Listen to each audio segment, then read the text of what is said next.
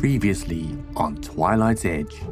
The Pathfinder Aelin Gontasavos is happy the group has acquired the Crux and eager to solve its riddles and acquire the key to Delvehaven. However, opening the Crux might be dangerous, and so Sombra suggests that everyone should first rest and then reconvene in the Rego for further experimentation. When everyone unites at the Obregon Gate the next morning, Zekun shares the news he will not be joining them.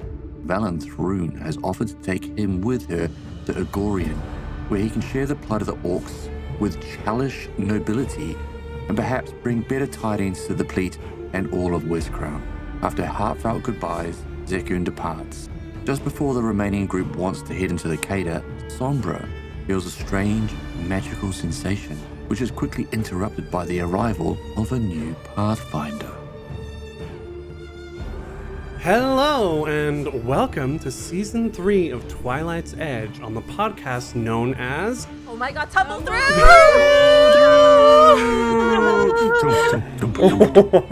I couldn't even get it out. I was taken by surprise with everyone's. Hi everyone! I'm your host, GM, and audio producer extraordinaire, Krifu Bernal. My pronouns are he, him. I am a Siskay white guy based in Frankfurt, Germany. I have peachy skin tones with light facial hair and graying dark hair on top of my head, and I'm wearing a pink hoodie today. And yes, it is so exciting to be back for Season 3 of the Council of Thieves Adventure Path, which is referred to as What Lies in Dust. Not edgy at all. But let's go ahead and meet the cast for Season 3. There's been a bit of a shake-up, but we'll start with some familiar voices. Oh my goodness. Hi everyone. Nice to see you all again after so long. I'm Ida. My pronouns are she and her. I'm a Latinx queer woman of color. I'm based in the Netherlands. I have tan skin, dark eyes, dark hair that is usually curly, wavy. And I usually run cold. I'm usually always wearing like the thickest sweater, no matter what time of year it is. And I'll be playing Sombra. Sombra's pronouns are she and they. Sombra is a bright Kyle monk, and she is a ray of sunshine. Yes, so we love her regardless. Hi, I am Anna. I use the it pronouns. I am a white non-binary person living in the Netherlands. I have a mullet that is like half blonde, half brownish. Very large square glasses. I'm currently wearing a large or a yellow X-Men hoodie. And I'm gonna be playing once again Lowen, he, they pronouns, who is a Hellspawn Nephilim wizard. Nice. Kia ora, hi, I'm Evan. My pronouns are he, him. I'm a Māori person of colour from Aotearoa, New Zealand, living in the UK.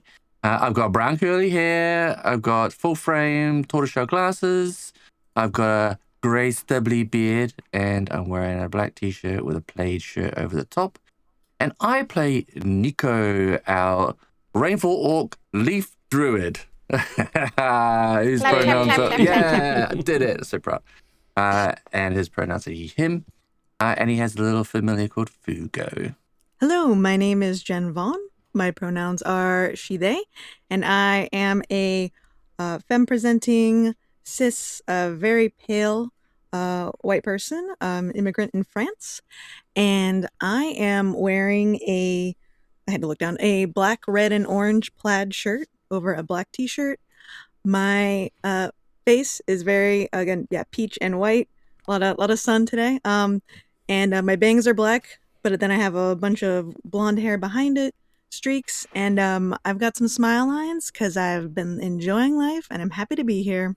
I will be playing Cerulean Blue, pronouns she, her, and she is a Strix Nephilim animist. Before we return to our party in Westcrown on this beautiful day in late spring, we need to check in with what some of our antagonists are up to at the moment. ...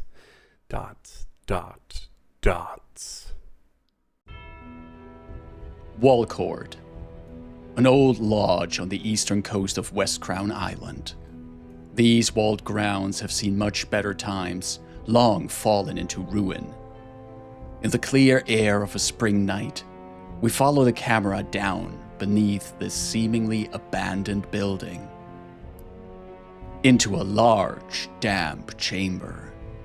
2 raised alcoves line either side of the room, each holding an open sarcophagus covered with iron bars. In the center of the room sits a low dais, upon which rests a block of stained marble shaped into a mask, an 8-pointed star inscribed on its front face. Standing here is Ilneric Sivanchin. The Ayuvaran man has decadent pale features, his cold white skin almost glowing in the dim light provided by rusted sconces. The pale radiance is disrupted, however, by the near-constant interplay of shadows across his face and long white hair. A human man stands to his right, Zyvan Nimis. At first glance, Zyvan could be a relative of Ilneric, long white hair and elegant clothes of noble make, but there is a fine mist that escapes Zyvan's mouth with each breath. He is the only living person in this chamber. My children, half a century I have ruled the knights in West Crown, serving the thrice-damned House of Thrune with a sense of loyalty akin to that of a guard dog. But a dog remains a dog. It is time we become the master instead. A time where we will control the streets, not for the Thrunes, but for ourselves. Before Ilneric stand 3 other people. A hooded figure clad in darkness. An elven woman whose face openly burns with hatred. And a pale, muscle-bound man whose body crawls with black tattooed lines, coalescing into a maze across his bare chest and bald head. Their eyes all glow a sinister red, matching Ilneric's and marking them all as vampires. However, new enemies appear to spite our allies in the Council of Thieves. Lowly mortals who think they can uncover Delvehaven's secrets. I will not allow anyone else to claim what is mine. In life, Donatalis Bisbee thought he could steal my rightful glory, and in death he spites me still. You will take a coterie of servants to the Amber Arca and secure the Marrowfall. If it should land into the opposition's hands, then we will be undone.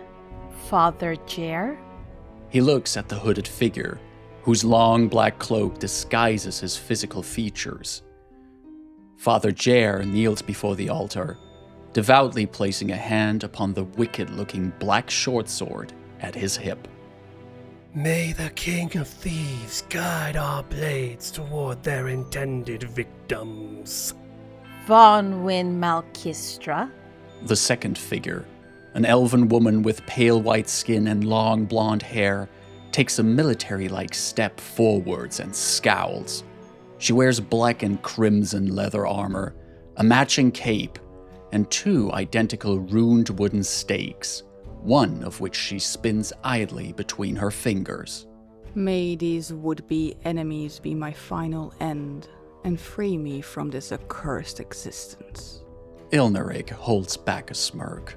The Maze Flesh Man?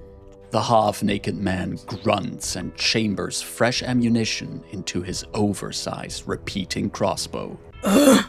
My bolts always hit their targets.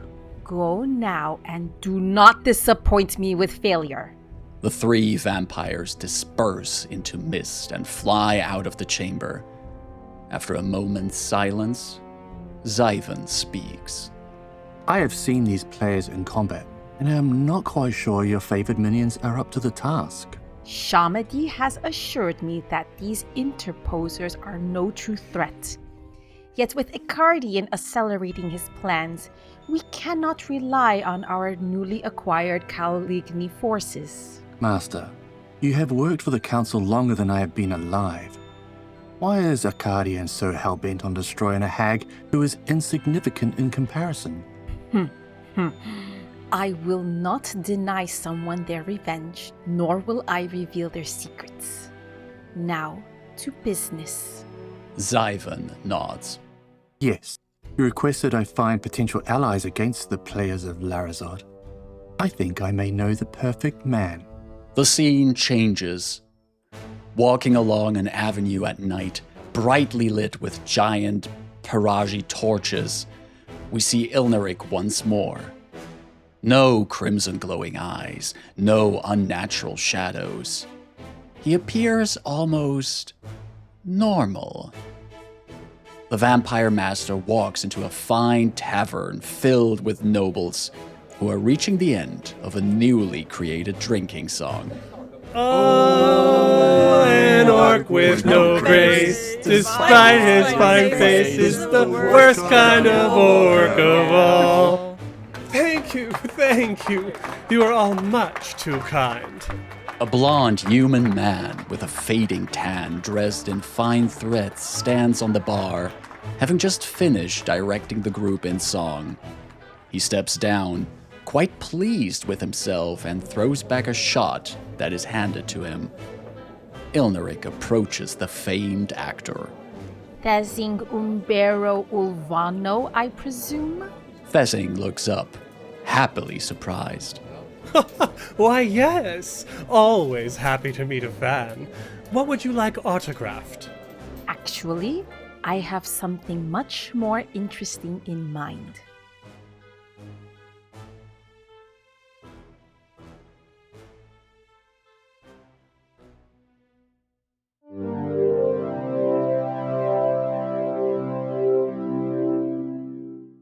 Hi Tumblebugs, this is your host and GM once more, Krifu Bernal, and I have a very special announcement to make. The Tumble Through podcast is launching its Patreon.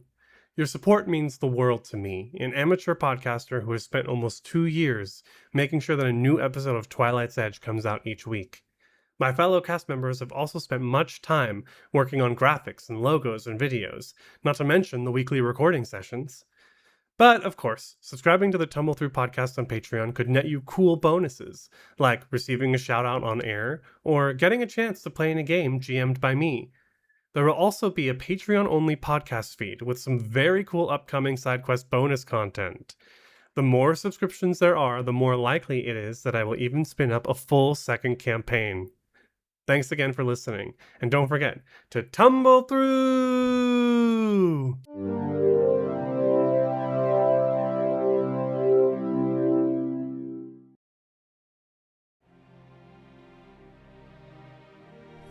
It is a beautiful morning in the city of West Crown. In late May, so the temperatures are warming up for sure. Not quite at the peak of summer heat, which we were experiencing almost a full year ago. I think it's closer to like 9 months ago that some of our PCs first met in their first adventure. But now the mission continues. And as we zoom down towards Obrigan Gates, the northern end of Rego Krua, we can see a group of people outside of this gate where the City Watch, or Datari, are guarding, as very few people are going through the gate and into the Rego Cater, or the ruined district of West Crown's past, filled with brigands and monsters, but being settled by goblins and leshies. This group stands out because there are a few different looking people there that maybe do not look like the average Wizcrani citizen.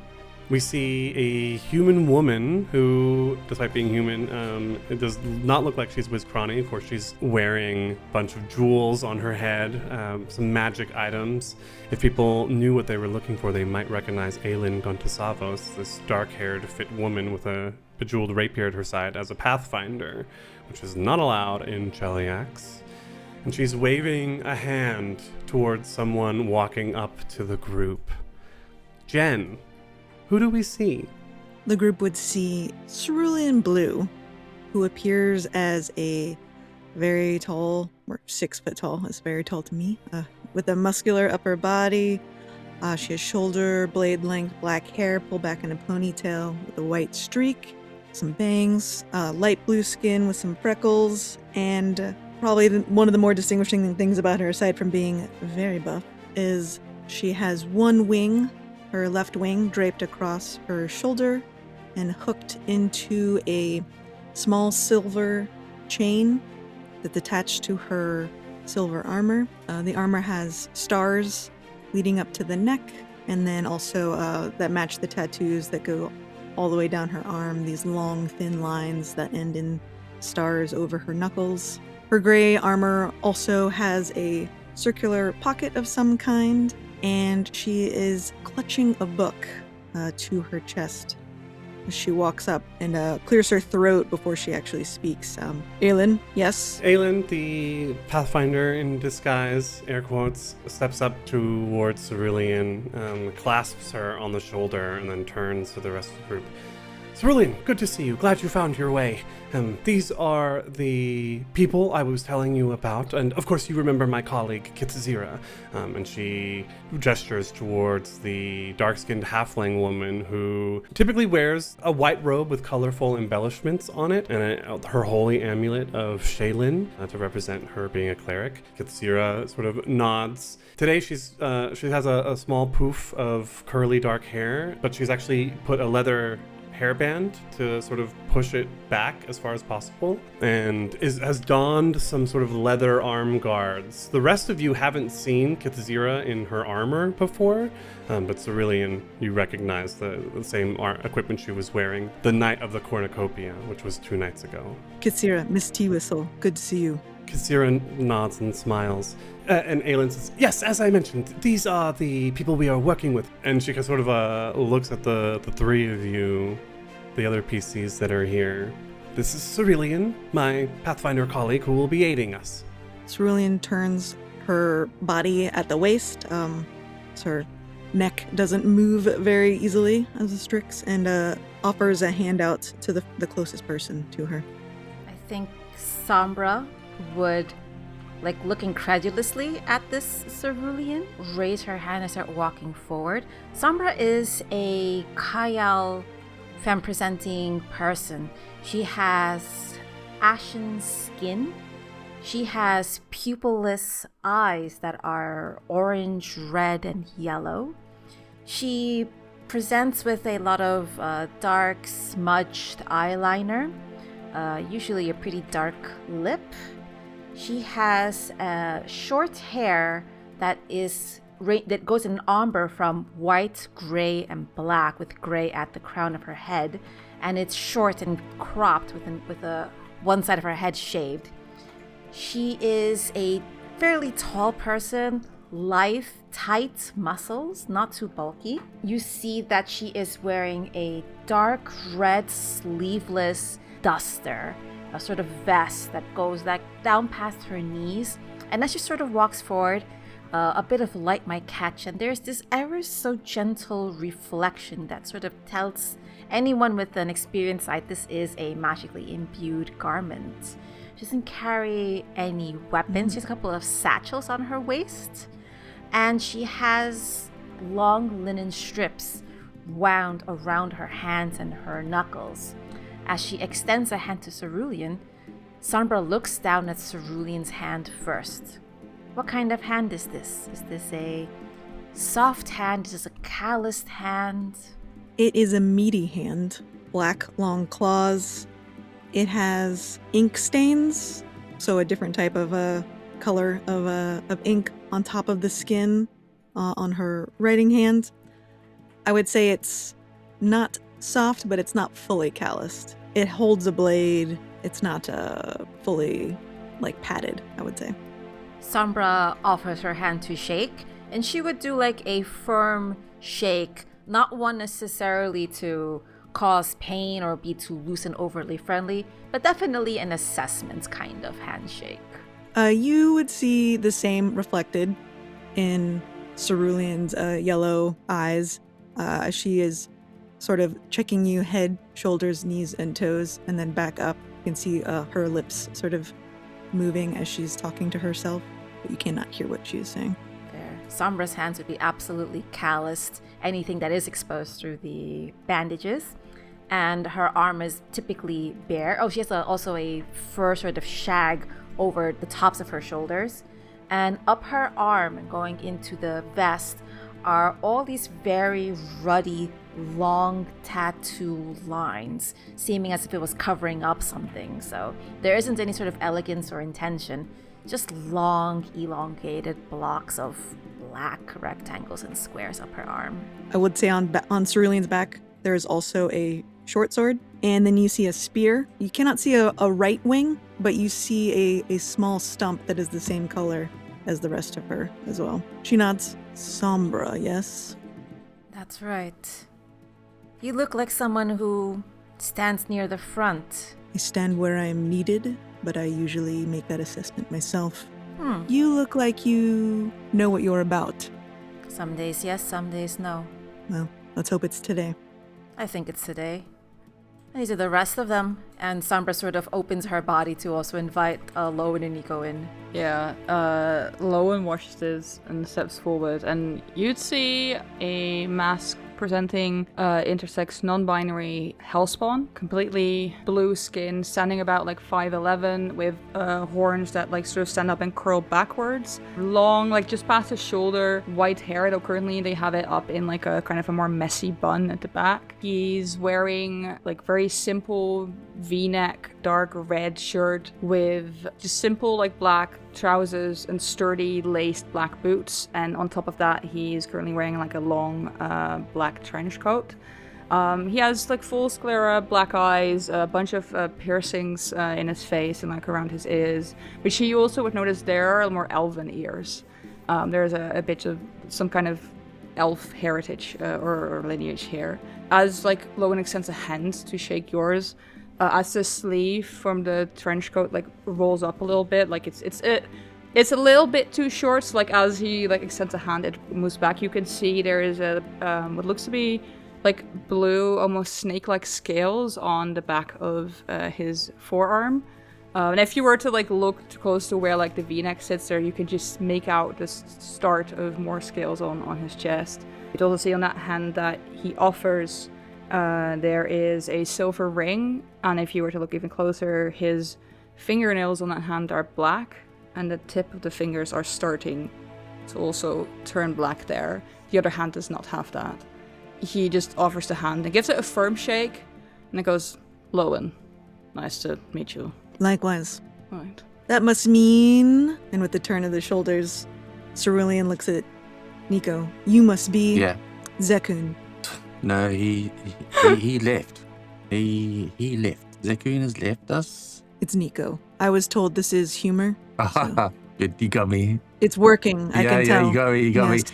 me. And you can see that his face crunches up into a smile, and you can see the smile and laughter lines of his eyes, which have formed over years and years, are there and genuine. And he reaches out his hand and gives you a friendly handshake.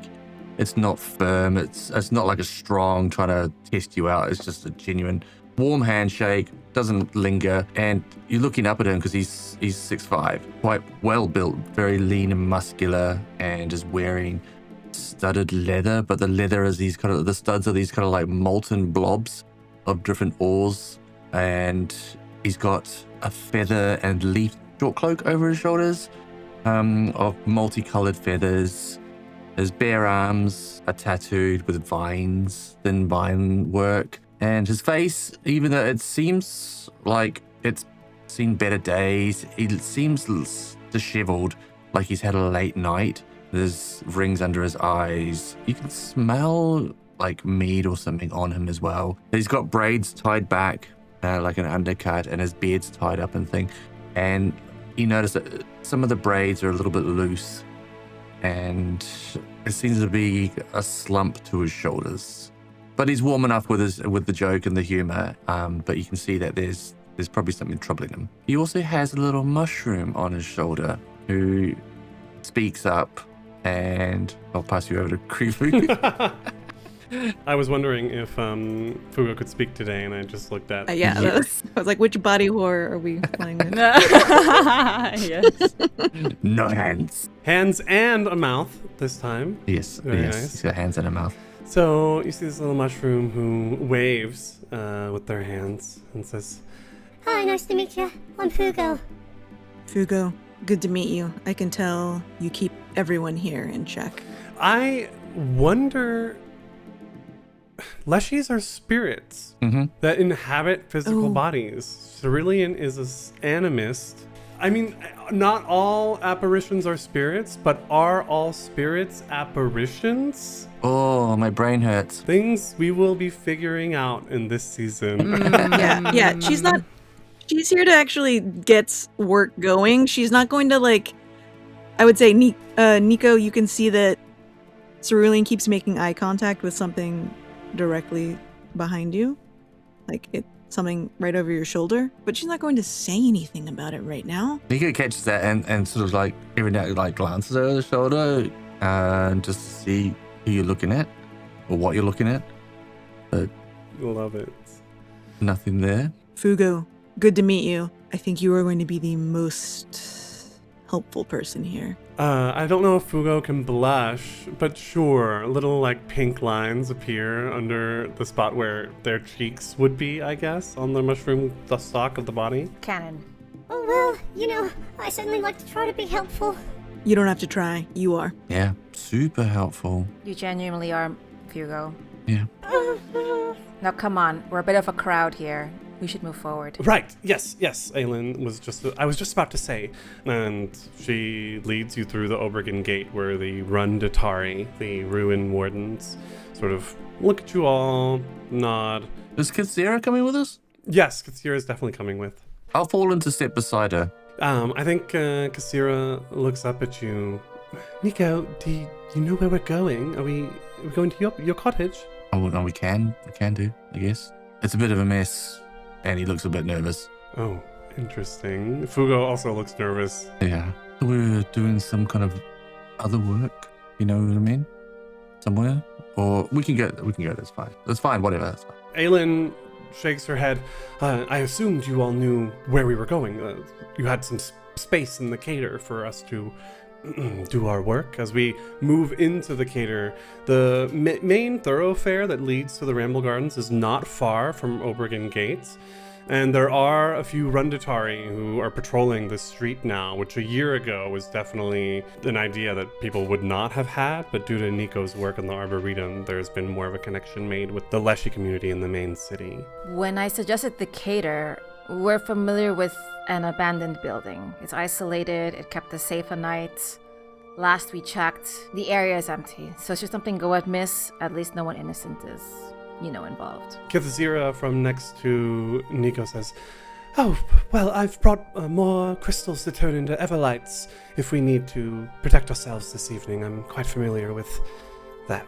Good. Useful, yes. Was this armor new? What's this look? I should also mention Kathazira has a glaive. Yes. I've never seen you carrying a glaive before. It's a beautiful glaive, masterworkly crafted. It's something I used to do when I was younger. Well, Cerulean chimes in and turns around. Something she did 2 nights ago as well. Ooh. We were attacked, waiting for you all, I believe. Ooh. Oh, yeah. All right. I mean, not your fault, obviously. Yes, things went a bit different. Apologies. Rough night. Yes. No, we, found out some...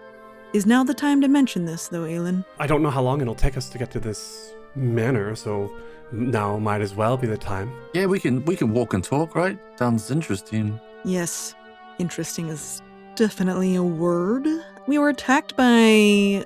Do you know of the Caligny? Do I? Do we know of the Caligny? Do we know of the Caligny? Can we use a math rock? If you'd like to use a math rock, you can make a secret society check. Oh, I'm not even going to bother. I have plus 11 in that, so maybe. Lowen is the only person trained in society in this party. Mm-mm. Well, except for That's- Fugo, of course. Well, yeah. Fugo's trained in everything, naturally. Fugo runs the show. Fugo's making a society check. Hey. Fugo's going to be talking for 2 people now. Is Fugo walking along or on your shoulders? on my shoulders. So Lowen and Sombra both know the Caligny. What? Okay. I think that must have a lot to do with the underworld connection. First off, you've only ever heard of Caligny. You've never met a Caligny person. The Caligny is a society of humans and halflings who ages ago, during Earthfall, went down to the Darklands to survive, millennia ago. They became warped and changed, of course, living in the Darklands, this cavernous world far beneath the surface of our planet. So they are very associated with darkness and shadows. Are they gym bros? No, they're not gym bros. Okay. I mean, the story has a bit of a parallel already to Kyle's. Ooh. Their supposed origin story. I think that's a good point, Sombra. You would know that, of course, the Kyle, they escaped into the shadow plane, and many found faith in Zon-Kuthon and protection there as well, because that is his realm. The Caligny were not so fortunate to have a deity like Zon-Kuthon. That's a sentence. Oh no.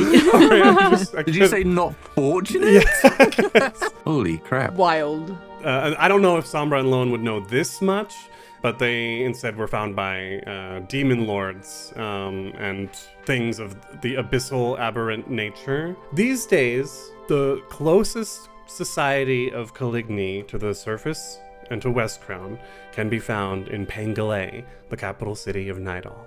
Would I know that bit? You would know that bit. I think Sombra's nodding with an eyebrow raised. Yeah. Fugo looks at Nikau and shakes their mushroom cap head. No idea. Cerulean fills in Fugo, and Fugo alone. No, Cerulean speaks, and we were attacked for no reason. We were just waiting outside. And luckily, Aelin was there, and we had Kassira with her beautiful glaive, and we unfortunately dispatched them back to where they came from. And we also met a follower of Zon-Kuthon as well, who was hunting them. You know why they attacked you? Get to ask them any questions? No, we were unable to ask them questions. They have quite a hideous laugh, though I will say. And a bit of a bardic look to them. A lot of clowning. I don't know if you have hell clowns here.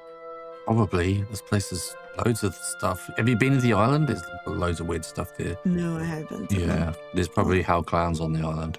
Great. It seems like they have been popping up more and more, and the Datari might not care, honestly.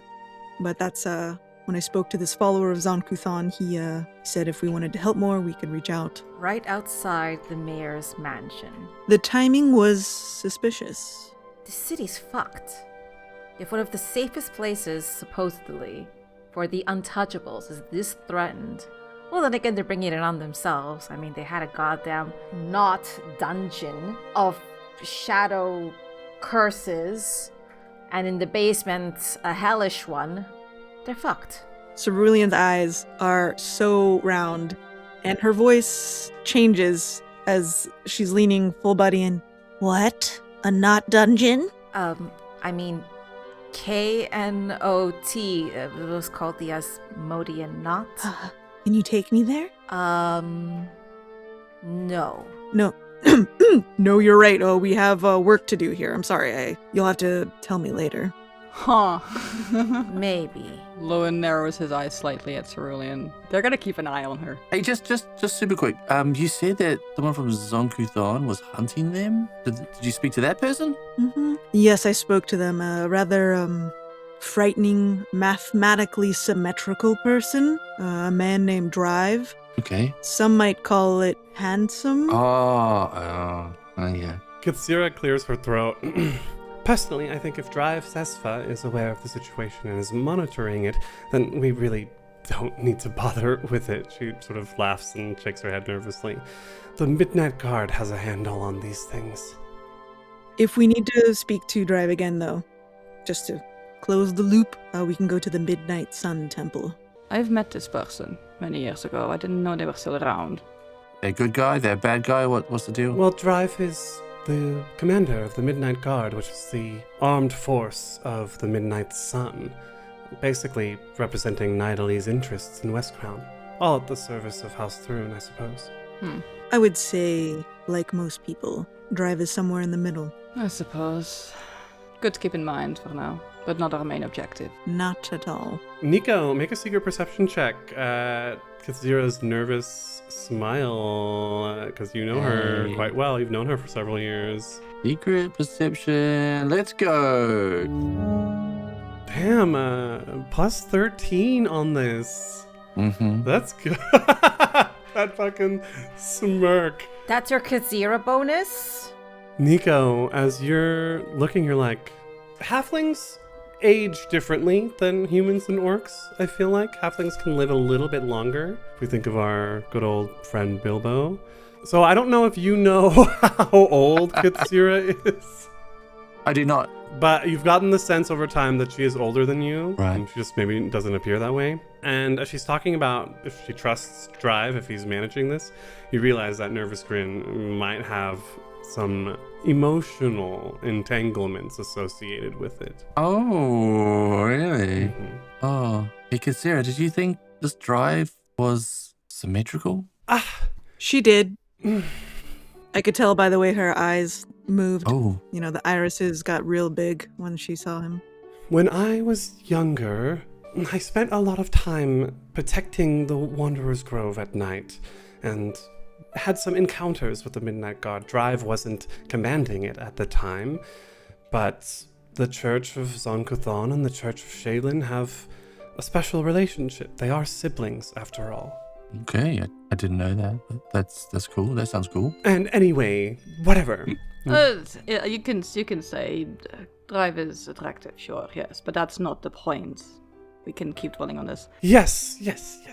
And that's the building I was mentioning. Pointing. And as Sombra is pointing, we are walking through the Ramble Gardens. We've gone around the Arboretum so that no one there will notice that Nikau and Fugo are back or are bringing people or what have you. It is quite nice walking through here in this season. The trees are, of course, in full bloom. The sound of bird song is loud overall, and Katsira is quite enjoying it. Nikau, I think you maybe observe her looking and spotting all of the birds as they fly around, because that is the holy animal of Shaylin as well. Yeah, there's lots of wildlife back here. Well, it's always been a place where wild animals can feel safe. And look, there's butterflies. Look at all these flowers. Look at the pollination that's going on. Oh my goodness. That's kind of rude to mention. What? Pollination? Yeah, it's the private business of the flowers, so. Oh, okay, yeah. It's natural though, right? It's all just natural. Yeah. There shouldn't be any shame in nature. As we approach this big mansion, a 2-story manor with, I think we're coming up from like the side, so you can see the back of it from the southern side. On the left, you can see stairs that go up into the back of that entrance hall where we slept last time we were here and were attacked by... Oh, do you remember there was that pet that turned up? The tiny shadow drakes. Yes. And on the eastern side of the building, which is the front, you can see 2 grand sort of stairs going up to a big terrace porch that then leads into the front of the main building. There are no doors on this building, which you knew you were aware of. And as you move in, you can see that maybe some animals or people have stayed in here in the 9 months since the last time you stayed in here. But for the most part, it is clean-ish, cleanable, shall we say, and ready for you to move in and maybe create a small base where we can securely investigate the Chelish Crux. You guys brought your pajamas this time. A base with no doors. Yeah, we should probably are we gonna like fortify it or at least make it a little bit more secure so things don't just fly in the doorways? Well, when you put it that way, it sounds absolutely ridiculous. No one else would consider this as a base. Perhaps thus making this a good base. Yeah, but those not pets. Yes, we do not pet them. Even if they look different or cute or whatever, we stay away. Just looks at you. Anyway, let's go upstairs, and if that is a concern, if there's broken furniture, random 2x4 lumber pieces hanging around, I mean, we could put some of that stuff in the exits, entrances of the place where we want to be in a controlled manner. I think it makes sense. We start spreading out, putting our bedrolls down, picking places to set up. Yeah, I think Lowen would probably go around and just like take a just lap the place kind of, and like would do detect magic in certain like rooms and see like if there's not been any, I don't know, kind of weird fuckery or whatever happened in the past 9 months. For sure. Oh, this is cool. This map is amazing. Dear listeners, we are moving our tokens around the map, and the dynamic lighting is casting shadows. There are proper walls. If you can't get into the building, you literally have to bring Yeah, I was like wall. trying to move through a wall and it did not work.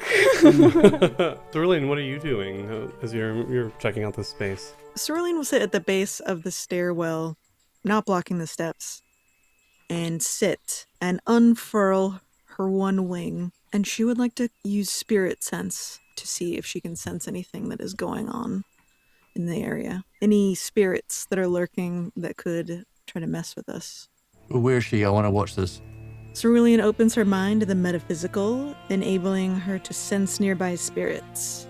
If she isn't searching, even if she isn't searching, she gets a check to find haunts and spirits in the area. You get a +1 status bonus to the following checks regarding spirits and haunts. Perception to seek, attempts to recall knowledge, skill checks to determine the reason for their existence, and skill checks to disable a haunt. You also get a +1 status bonus to AC and saving throws against haunts and spirits. Takes 2 actions and lasts 10 minutes. Very cool. So as you cast the spell and everyone's moving around, Aelin and Katzira are claiming these rooms here to the north so they can like set up some their stuff. Cerulean, describe what it looks like as you cast the spell.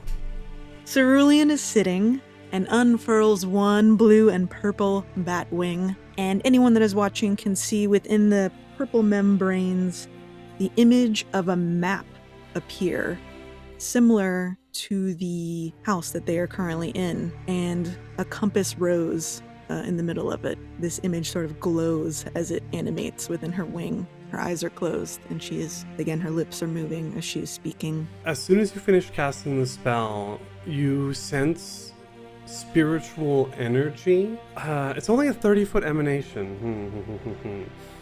You sense spiritual energy like sort of coming from the woods around you.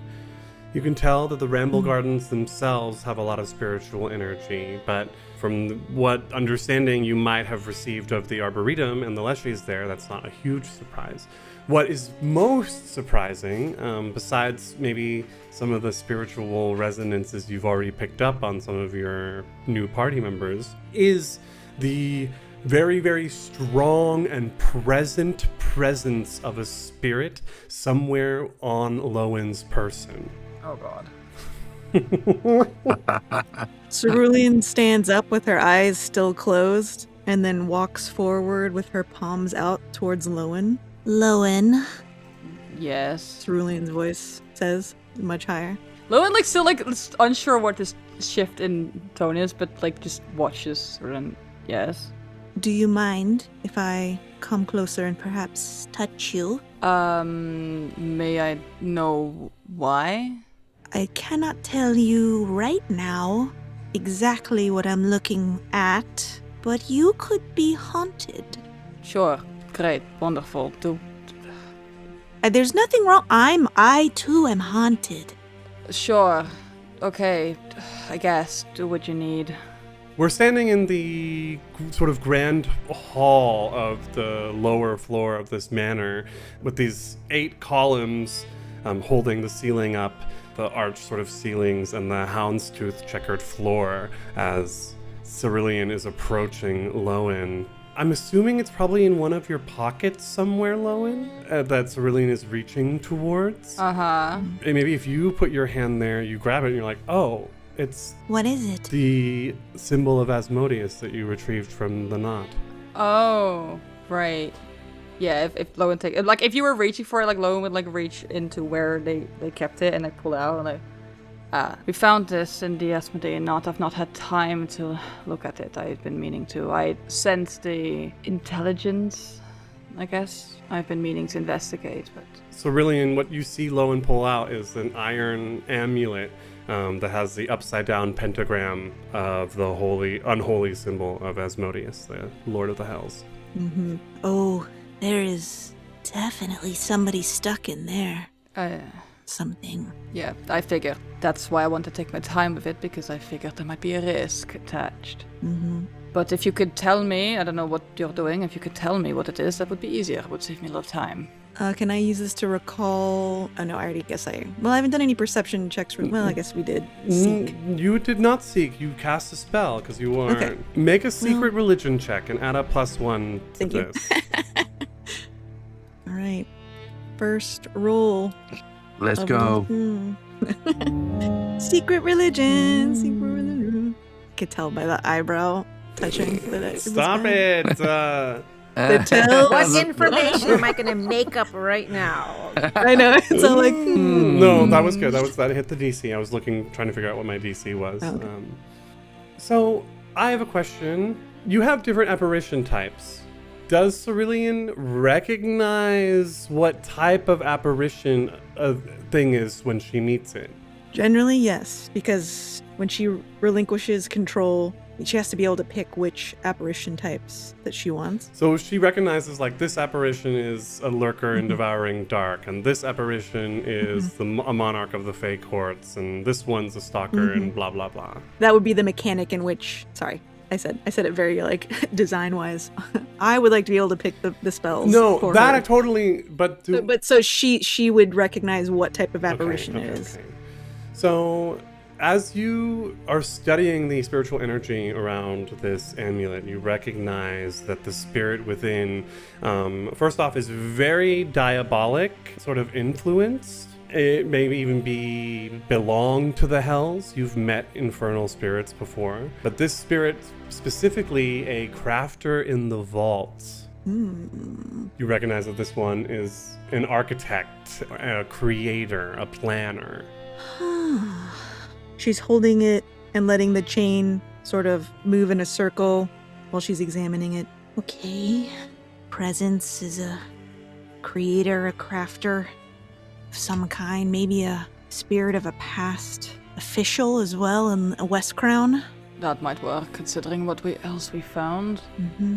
Interesting. Would you mind if... And then she looks around and realizes that she coughs.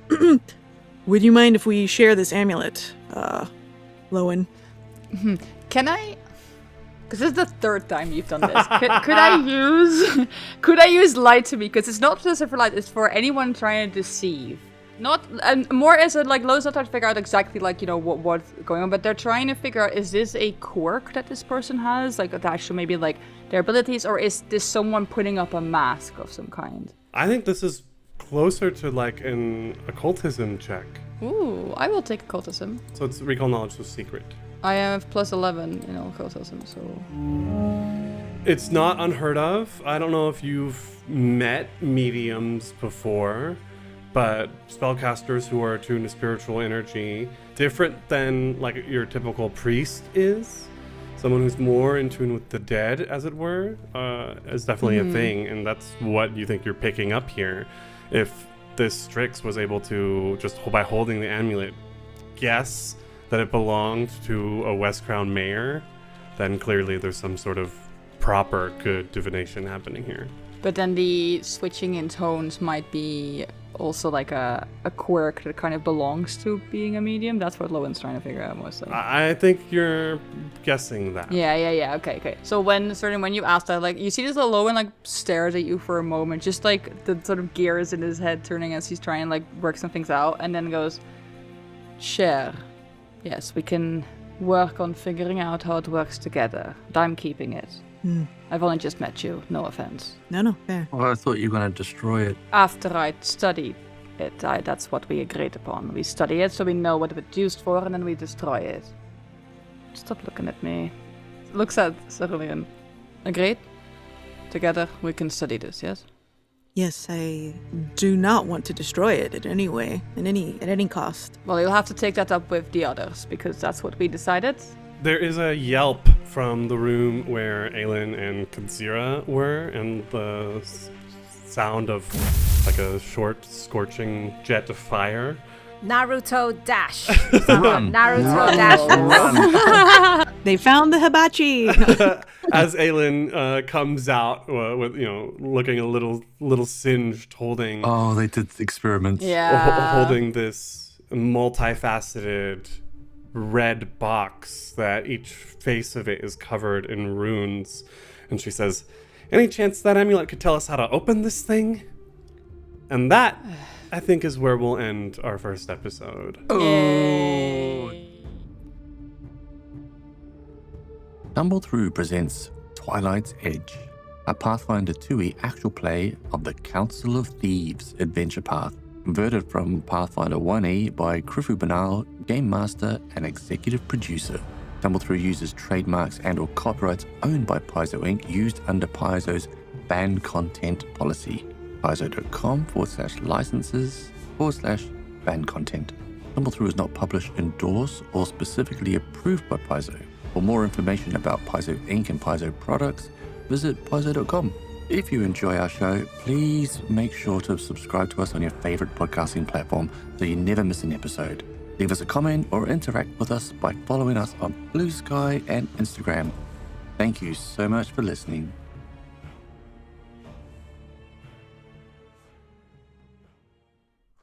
Oh, well, I definitely... I haven't spoken for Fugo in so long. You haven't fugoed. You haven't Used to speak, ooh, ooh, ooh.